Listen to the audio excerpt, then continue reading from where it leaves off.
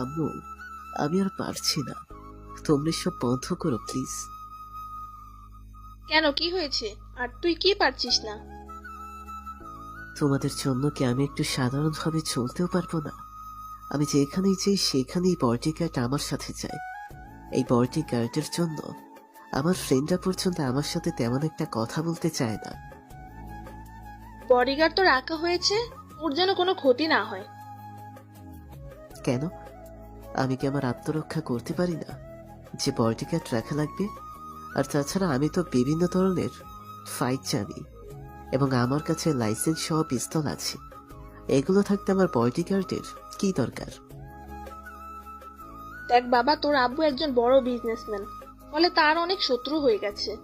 তারা যে কোনো মুহূর্তে তোর ক্ষতি করতে পারে। সেই জন্যই তো তোর আব্বুর তোর জন্য বডিগার্ড রেখেছে। এখন তো আমার সাধারণ মানুষের উপর হিংসা হচ্ছে। আমি কেন তাদের মতো হলাম না? আমি কেন কোনো গরিব ঘরে জন্ম নিলাম না? আরে আমার থেকে তো একটা মেয়েও কোনো জটিলতা ছাড়া রাস্তা দিয়ে চলাচল করছে। আম্মু প্লিজ, তুমি আব্বুকে বলো আমার কোনো বডিগার্ডের প্রয়োজন নেই, আর আমি সাধারণ মানুষের মতো চলাচল করতে চাই। তোমার আম্মু কি বলবে আমাকে? আমি তোমার এবং তোমার আম্মুর কথা শুনতে বাধ্য নই। শুধু তোমাকে আমার কথা মতো চলতে হবে। তুমি বলছো বডিগার্ডের প্রয়োজন নেই, আর আমি ভাবছি আরো কিছু লোক নিয়োগ করবো তোমার বডিগার্ডের জন্য।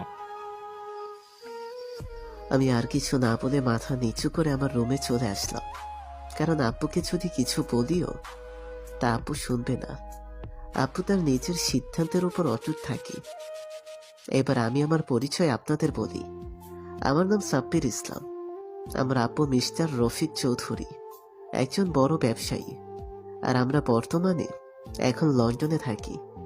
আমার জন্মভূমি বাংলাদেশ, কিন্তু আব্বু ব্যবসার কারণে আমাদের লন্ডনে থাকতে হয়। আমার কোনো ভাই বোন নেই। না, যেভাবেই হোক আব্বুকে রাজি করাতেই হবে। আমি আর এই প্যারা নিয়ে পারছি না। আমার কাছে অসহ্য লাগছে। বডিগার্ড এই শব্দটা শুনলে আমার মাথায় 440 ডিগ্রি রাগ উঠে যায়। কি আর কমু দুঃখের কথা। এই বডিগার্ডের জন্য কোথাও শান্তি মতো বসতে পারি না। এমনকি কলেজে গেলেও আমার সাথে যায়, আর ক্লাসরুমেও আমার সাথে বসে থাকে। পারলে তো এরা আমার সাথে টয়লেটে এসে পড়তে পারে। শালাদের জন্য শান্তি মতো একটু টয়লেটেও যেতে পারি না। এরা টয়লেটের বাহিরে দাঁড়িয়ে দাঁড়িয়ে পাহারা দেয়। এই কারণে আমি বডিগার্ডদের দেখতে পারি না। আমি আমার রুমে শুয়ে শুয়ে ফোনে গেমস খেলছি। এখন গেম খেলতেও আর মজা লাগে না। না জানি সাধারণ মানুষ কত এনজয় করে তাদের লাইফ। আমি তাদের মতো আমার লাইফটা করতে চাই।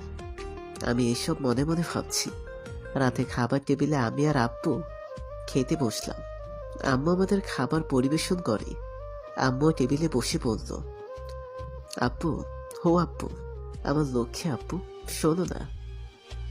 কি হয়েছে বলো, তোমার কিছু লাগবে? আব্বু, আমার বডিগার্ড চাই না, প্লিজ। আমাকে একটু সাধারণ মানুষের মতো চলতে দিবি? বাহ, তুমি আমাদের একটু মতো সন্তান। আমি চাই না তোমার কোনো ক্ষতি হোক, তাই তো তোমার জন্য বডিগার্ড রাখে। আর তাদের বলি তারা যেন তোমাকে এক সেকেন্ডের জন্য একা না রাখে। এখন তুমি যখন সাধারণ মানুষের লাইফটা উপভোগ করতে চাইছো, তাই আমি তোমাকে উপভোগ করতে দেবো, কিন্তু একটা শর্তে।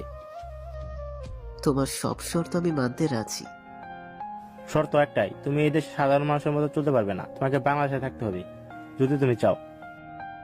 এ তো মেঘ না চাইতে পারি। আমাকে আর দেখে কি? বাংলাদেশে থাকলে আমার জন্য অনেক ভালো হবে। আমি আমার মতো চলতে পারবো। সেখানে কোনো বাধা থাকবে না। কি এত ভাবছো? রাজি, আমি রাজি তোমার শর্তে। কিন্তু আমি বাংলাদেশ থেকে পড়তে চাই। আমি ওখানেরই কোনো একটা কলেজে ভর্তি হবে। আচ্ছা ঠিক আছে, তাহলে আমাদের অফিসটা তুমি মাঝে মাঝে গিয়ে একটু দেখে এসো। আচ্ছা আব্বু, তুমি এত এত ভালো। আমি এখন তোমার কথা মেনে নিলাম, দেখে আমি ভালো হয়ে গেলাম। তুমি সবসময় আমার ভালো আব্বু হয়ে থাকবে। আমি চালু করে খাবার খেয়ে আমি আমার রুমে এসে আমার জামা কাপড় যা যা লাগবে আমার সবকিছু গুছিয়ে নিলাম। মানুষের মন পরিবর্তন হতে সময় লাগে না, তাই জানি না কখন আব্বুর মন পরিবর্তন হয়ে যায়। আমি যত তাড়াতাড়ি সম্ভব এখান থেকে যেতে চাই। আমার আব্বুকে দিয়ে বিশ্বাস নাই কখন যে মত পাল্টে ফেলবে